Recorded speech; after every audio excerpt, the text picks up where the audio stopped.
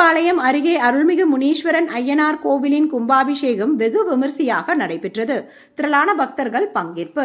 அரியலூர் மாவட்டம் உடையார்பாளையம் அருகே வடகடல் கிராமத்தில் அமைந்துள்ள பிரசித்தி பெற்ற அருள்மிகு முனீஸ்வரன் ஐயனார் திருக்கோவில் புரணமைக்கப்பட்டு கும்பாபிஷேகத்தின் தொடக்கமாக சிவாச்சாரியார்கள் மந்திரங்கள் ஓதி கணபதி ஹோமத்துடன் யாகசால பூஜை நடைபெற்றது. இதனையடுத்து தொடர்ந்து நடைபெற்ற 2 கால வேள்வி பூஜைகள் முடிவுற்ற பின்னர் யாகசாலையிலிருந்து கடம் புறப்பாடு கோவிலை சுற்றி வலம் வந்தது. இதனையடுத்து கோவில் கலசத்திற்கு சிவாச்சாரியார்கள் வேத மந்திரங்கள் போத புனித நீரை ஊற்ற பக்த கோடிகள் அரோகரா கோஷம் ஒலிக்க காலை 9 மணி அளவில் கும்பாபிஷேகம் நடைபெற்றது.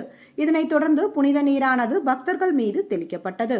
கும்பாபிஷேக வைபவத்தை காண வடகடல் கிராமத்தில் பல்வேறு பகுதிகளிலிருந்தும் ஏராளமான பக்தர்கள் கலந்து கொண்டனர்.